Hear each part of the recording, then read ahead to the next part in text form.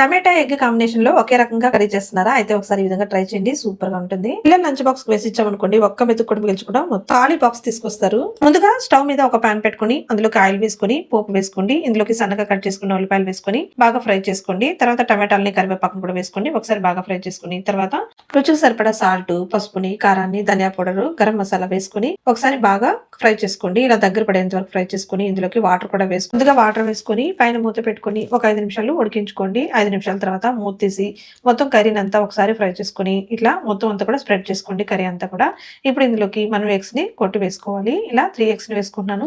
ఇలా సెపరేట్ గా ఎగ్ ని వేసుకొని ఇప్పుడు వీటిని గరిటతో కలుపుకుండా దీనిపైన మూత పెట్టేసి స్టవ్ ని సిమ్ లో పెట్టుకుని ఒక 2 నిమిషాలు అలా వదిలేసింది. 2 నిమిషాల తర్వాత మూత తీసుకొని వీటిని మరోవైపుకి టర్న్ చేసుకుంటే అంతేనండి, సూపర్ టేస్టీగా ఉండే ఎగ్ కర్రీ రెడీ అయిపోతుంది. చివరిగా కొత్తిమీర చల్లుకుని దీన్ని రైస్ లోకి వేసుకుని తింటే ఇక చికెన్ కర్రీ కంటే కూడా అద్భుతంగా ఉంటుంది.